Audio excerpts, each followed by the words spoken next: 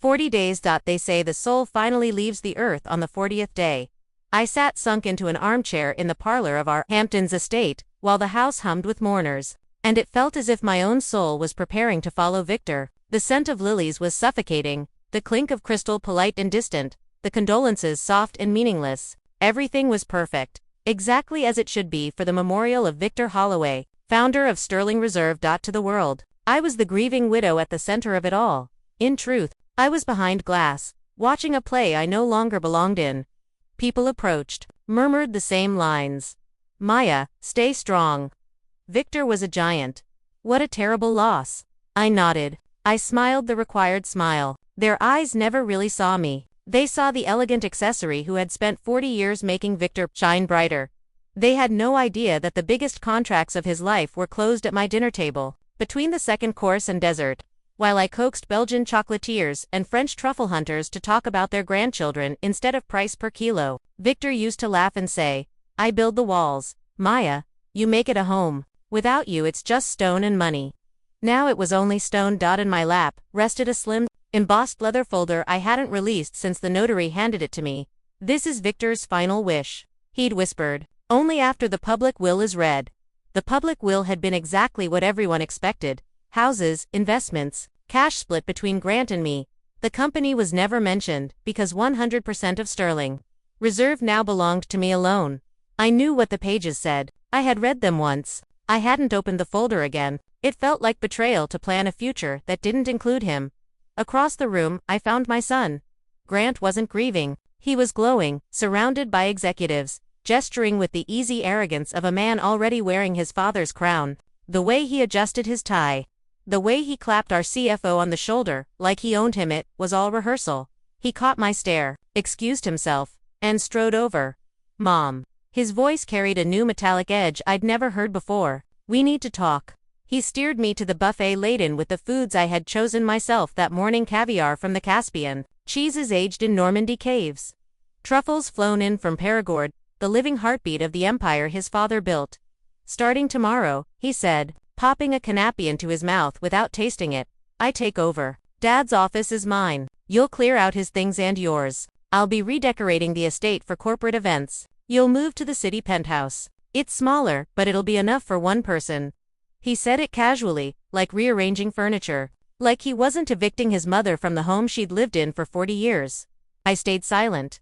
He mistook my silence for surrender and leaned in, voice dropping to a venomous whisper. And Mom, you'll have a pension, don't worry, but sitting idle isn't healthy at your age. You need something to keep you busy. His eyes flicked over me with open contempt. Your new job can be cleaning my office bathroom. The words landed like a slap. In that instant the lilies stopped smelling sweet. The room went quiet inside my head. Grief didn't vanish, froze, hardening into something cold and unbreakable. I looked at the stranger wearing my son's face and understood. This wasn't just cruelty. This was sacrilege against everything Victor and I had built together. I turned without a word and walked away through the parlor, past the sympathetic faces, up the grand staircase to the master suite. I closed the door on the noise and waited until the last car crunched down the gravel drive, and the house fell silent. Only then did I descend to Victor's study. The room still smelled of sandalwood and fine tobacco. His teacup sat half full on the desk, exactly where he'd left it 40 days ago. I sank into his leather chair. It still held the shape of him. Your place is cleaning my office bathroom. The sentence echoed, no longer wounding, only clarifying. Grant thought the company was a machine he could simply switch on. He didn't understand Victor had built a family that stretched across continents, families who trusted us because they trusted me. I opened the leather folder for the first time since the notary's office. Tomorrow was Monday. The board meeting was at 9. I closed the folder, placed it beside the teacup, and for the first time in 40 days I smiled, a small, cold, utterly certain smile. Tomorrow, Grant would walk into the executive floor expecting to be crowned. Instead, he would discover who actually owned the crown. Here is the polished, gripping rewrite ready to record. No notes. Its members were families who had spent centuries perfecting chocolate in Brussels, tea on the misty hills of Ceylon, caviar on windswept French islands. For them, honor was not a word. It was oxygen, so my first instinct was not to wave the will in Grant's face. That would have been too quick, too legal, too much his language. He would simply have hated me more, and still learned nothing. I needed to speak the language his father had taught me, the one Grant had never bothered to learn. I reached to the lowest shelf of Victor's desk and drew out a heavy, leather-bound journal. Not the corporate contacts. Secretaries handled those. This was my private book. Home numbers. I called to congratulate on a new grandchild, to ask after a sick wife, to remember a birthday. Victor used to tease me and call it my spiderweb. Maya, he'd say, kissing my temple, you've wrapped half the world in silk. And they stay not because of contracts, but because of you. Tonight I would test how strong those threads really were. I opened to the letter D. Charlotte Dubois, the tiny chocolate house that supplied our signature bars. We had met 35 years ago in Paris while our husbands argued over prices. She and I slipped away for coffee and never really came back. I dialed. The line crackled, then her smoky, lively voice. Ula, Charlotte, darling, it's Maya. Maya, I lit a candle for Victor this morning. How are you holding up, mon coeur? I closed my eyes and let her warmth reach me. I'm calling because things are about to change here. Grant is taking the reins. A beat of silence. Charlotte was too sharp to miss the subtext. I understand, she said, voice suddenly steel. Grant is modern exactly. I'm simply ringing my oldest friends to say thank you for everything. You do not need to thank me, Maya. You need only ask. Dubois chocolate stays with Maya Holloway. Always. The first thread held. I turned the page. Sri Lanka. Mr. Sundram answered on the second ring, voice soft with sleep and mountains. I asked after his daughter's wedding, the new harvest. The sapling he'd given us 25 years ago that still flourished in our conservatory. Then, gently, there will be a new face at the helm soon. He was quiet a long time. Madame Maya, 3 generations of my family have sent tea to 2 generations of yours. Sterling Reserve is not a company to us. It is Victor and Maya. Paper does not change blood. The second thread held. Third call. Monsieur Laurent, poet of caviar. The man who spoke of sturgeon the way others speak of violins.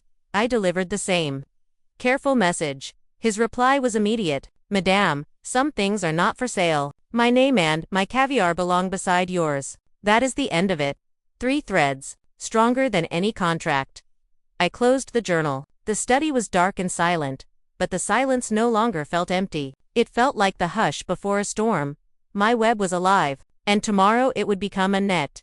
I stayed in the study until the first pale light touched the books. Then I went upstairs, showered, and dressed the way I used to when Victor and I were conquering the world together. Charcoal suit, pearls, hair pulled back severe and elegant. I did not sleep. I waited. I heard Grant's footsteps on the stairs, the slam of the front door, the roar of his Porsche tearing down the drive-off, to claim his kingdom. I smiled into the quiet house and picked up the leather folder. He thought today was his coronation. He had no idea it was the first day of his reckoning. The coup. I can picture every second of Grant's morning. He was that predictable. He arrived at 9 sharp, strode through the marble lobby that still smelled of Ceylon tea, Belgian chocolate, and old money. Mrs. Davis, Victor's secretary of 30 years, met him with red eyes. Mr. Grant, my deepest black coffee, no sugar. He cut across her. Send Vance in. He marched into the corner office, went straight to the portrait of his father. 10 feet of oil, wisdom, and quiet power, and turned it to the wall like it was trash. In its place, he hung a sleek, oversized photograph of himself, teeth too white, gaze looking down on the world. Arthur Vance slipped in, shoulders rounded in practiced humility. Mr. Holloway, congratulations. You belong here. Save it, Arthur. Grant dropped into the leather throne that suddenly looked too big for him. Dad was brilliant, but sentimental. Handshakes, loyalty, long lunches. That era is over. Time to optimize. He leaned forward, rubbing his hands like a man about to carve up a feast. First order of the new regime. We're cutting costs. Hard, starting with the suppliers, who think personal relationships trump margins. Arthur opened his mouth, then closed it. Because at that exact moment, Mrs. Davis knocked once and opened the door. Mrs. Holloway is here, she announced, voice trembling with something between fear and triumph. And I walked in, heels silent on the Persian rug, leather folder in my hand, 40 years of quiet strength in every step. Grant's face froze. Mother, he managed. This is not the time. I didn't answer him. I looked at Arthur. Arthur, the board meeting started 5 minutes ago. They're waiting for the majority shareholder. Arthur's eyes flicked to the folder, then to me. He understood instantly. Grant still didn't. I laid the embossed leather on the desk between us and opened it to the page Victor had signed with his characteristic flourish. 100% of Sterling Reserve to Maya Elizabeth Holloway. Sole owner. Effective. Immediately. Grant stared at the document as if it were written in blood. Then he looked up at me. And for the first time in his life, my son had nothing to say. I've looked at the reports. Our suppliers are sitting on a gold mine. For decades, they've dictated prices, hiding behind fairy tales of handcrafted and exclusive. Enough. Absolutely, Grant. Arthur chimed in, practically salivating. Procurement is our biggest cost center. Grant laughed, cold and sharp. Dad bought their loyalty with our money. And let's be honest, Arthur, my mother handled all that. Tea parties, Christmas hampers, endless phone calls. How many man-hours? How much wasted cash? Pure inefficiency. He leaned back in the chair that still carried Victor's shape. She's a sentimental old woman, surrounded by dinosaurs. She actually believes friendship pays dividends. You and I know the world runs on cold, hard cash. So what do you propose? Arthur asked, predator eyes gleaming. Simple. You'll draft one email. Same text to every legacy supplier. Dubois in Brussels, Sundaram in Ceylon, Laurent and his precious caviar. Short. No pleasantries. Due to new leadership and updated commercial policy, Sterling Reserve requires an immediate 20% price reduction across all products. New terms effective immediately. Accept or be replaced. Send it today. No one is irreplaceable. Arthur hesitated half a second. They're touchy, Grant. These are family houses, not corporations. They're businessmen, Grant snapped. They'll scream. They'll threaten. Then they'll fold when they realize losing us means losing their biggest client. The old guard is dead. Long live efficiency. Arthur's slow smile spread. I'll have the email ready in 10 minutes. Perfect. Send it before lunch. While Mother sits at the estate playing solitaire and mourning the past, we're building the future. They hit send at 11:47 a.m. They had no idea. They had just lit the fuse to their own destruction. The tide. The replies never came. Not a single phone call. Not one angry email. Nothing. In Grant's world, silence meant surrender. In the world Victor and I had built, silence was the death knell. I knew they were toasting each other with Victor's 1982 Armagnac, slapping backs, certain the old guard had been put in its place. I was in the conservatory, repotting Victor's orchids. He always said they were like me, delicate outside, steel inside. When my phone rang. Brussels. My heart gave one calm, powerful beat. It had begun. Maya. Charlotte's voice could have cut diamonds. I received a letter from your son. She spat the word son like it burned her tongue. Not even a letter, an ultimatum. 20% or goodbye. After 35 years, after Victor carried my husband's casket himself, when he died. I stayed quiet and let the righteous fury pour out. I have already instructed my board. Every gram of Dubois chocolate is off your shelves by end of week. But Maya, that is not why I'm calling. A pause that froze the air in my lungs. An hour ago I received an official inquiry from OmniORP's legal department. The name hit me like a blade between the ribs. OmniORP, the faceless conglomerate that buys heritage brands, fires the artisans, moves production to factories the size of airports, keeps the pretty label, and sells sugar paste inside. Victor called them gravediggers in suits. They asked for confirmation of exclusivity clauses, Charlotte continued, voice trembling with rage, because they are in the final stages of acquiring Sterling Reserve. They wanted to make sure my contract would roll over to the new owner. The new owner, Maya. The orchid pot slipped from my hands and shattered across the marble. Soil scattered like black snow. Roots exposed, pale and helpless. Maya. Charlotte's voice softened. What in God's name is happening over there? I looked down at the broken plant, at the fragile white roots clutching nothing but air, and felt the ice inside me turn to fire. Grant hadn't just insulted our partners, he had put the entire company on the auction block behind my back. And he was about to sell my husband's soul, my life's work, everything we had bled for, to the highest bidder. I closed my eyes and heard Victor's voice, calm and certain. The last time we spoke of OmniORP, if they ever come for us, Maya, burn it to the ground before you let them touch it. I opened my eyes. The fire settled into something cold, precise, and unstoppable. Charlotte, I said, voice steady as winter, tell every single one of them what you just told me, word for word. Then tell them the queen is still on the board. I hung up, brushed the dirt from my hands, and walked to the window. Outside, the Atlantic rolled in, dark and endless. Tomorrow, the tide would come in, and it would take my son's little empire with it. This wasn't betrayal.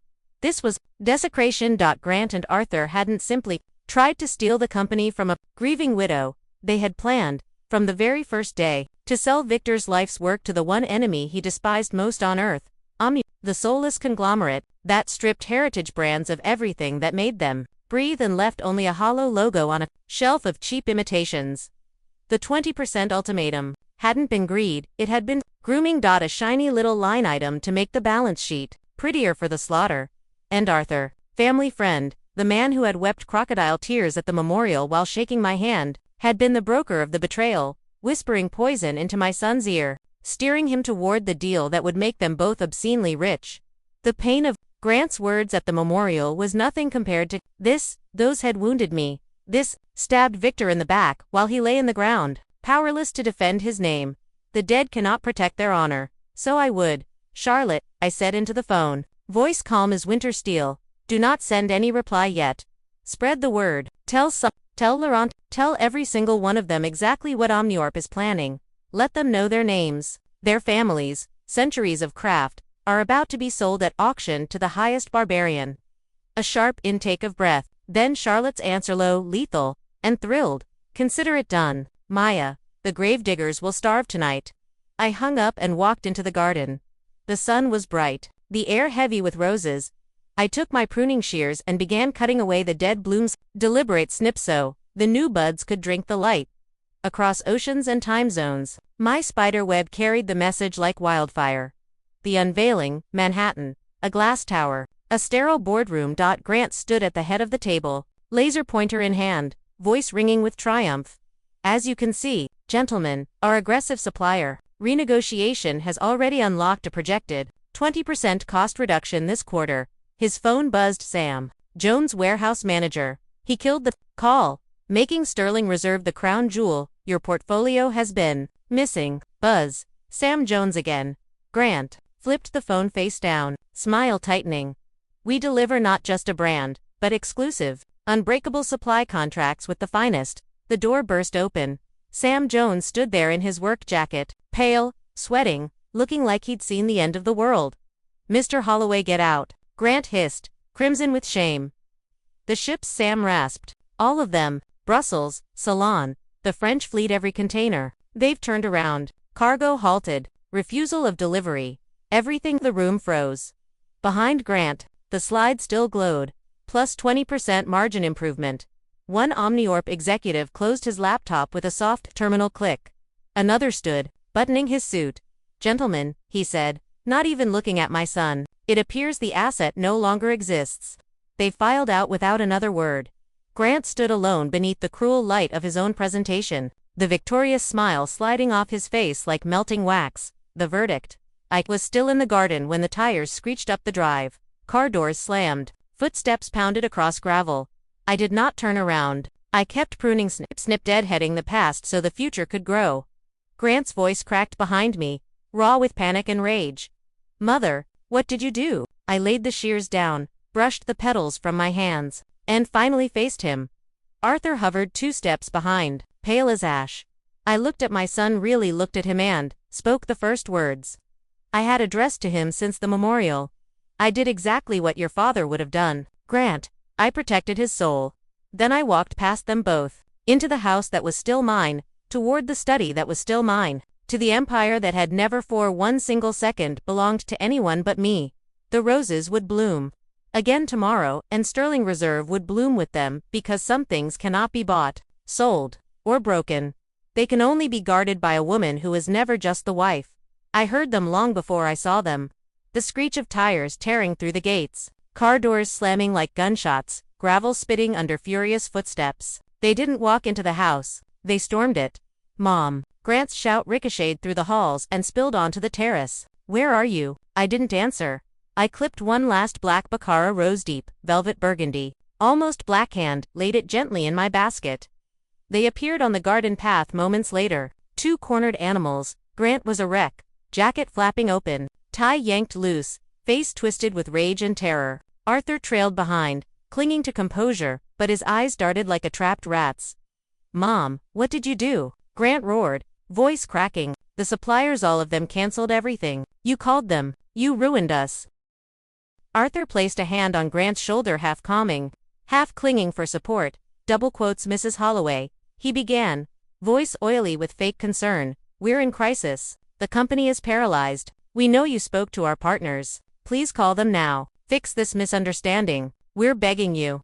I straightened slowly, turned, and met their eyes. My gaze was quiet, steady, heavy with pity.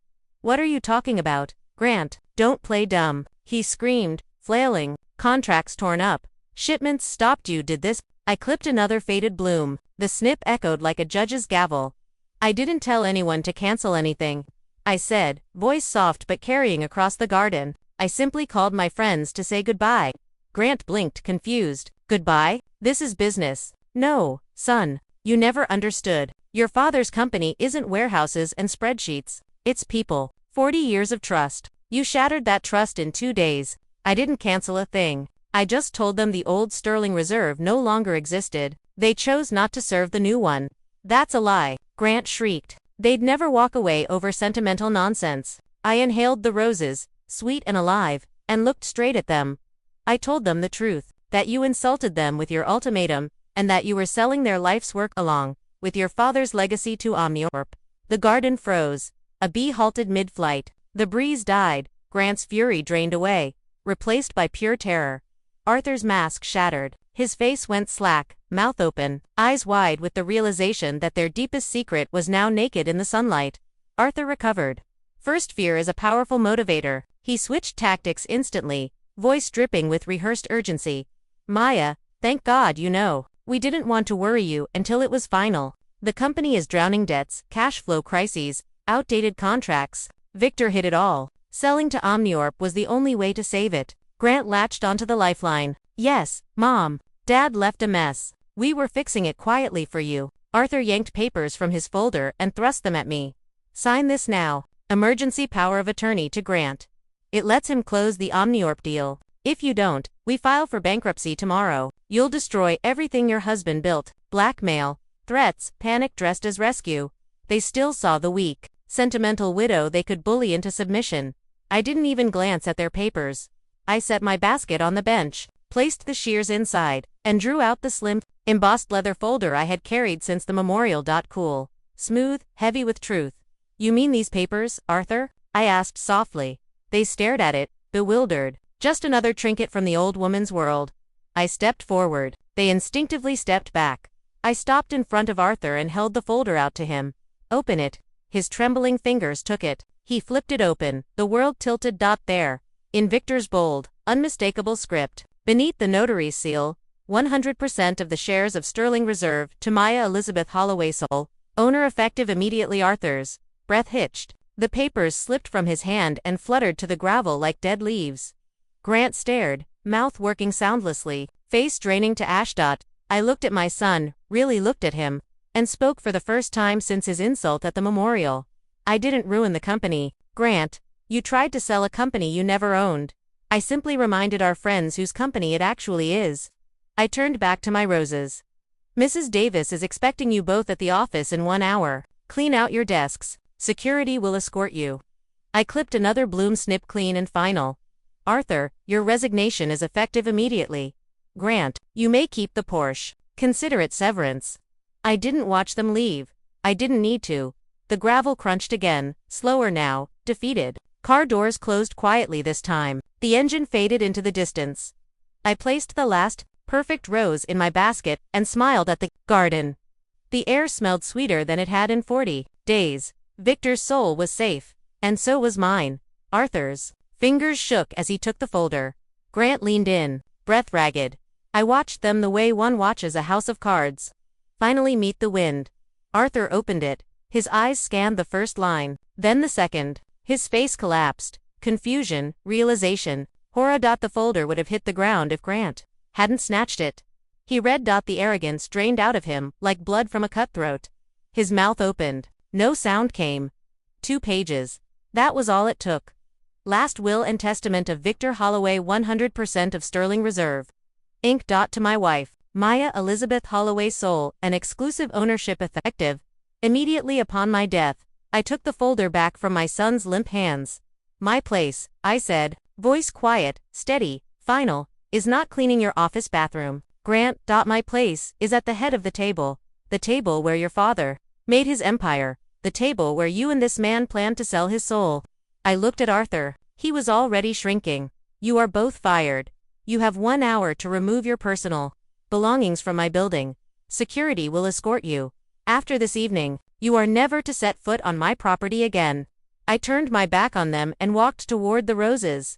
Behind me, a choked gasp, the crunch of gravel, car doors slamming, tires screaming down the drive like wounded animals, then silence. Only the roses remained, heavy with scent, blooming defiantly in the late summer light. I knelt, gathered the shattered orchid from the day before. Its roots were still strong. I smiled. It would live. The next morning, I walked into Sterling Reserve, as owner, not wife, not widow. Owner. Mrs. Davis took my coat with tears in her eyes and the first real smile I had seen in weeks. I removed Grant's glossy portrait, myself, and hung Victor's back in its place. Then I called the department heads together. As of this morning, I said, I am Chief Executive Officer. Every order issued by Grant Holloway is void. We begin again, today. No one asked questions. That same afternoon, 2 letters left my desk, one to Omniorp. Sterling Reserve is not, has never been, and will never be for sale. Cease contact.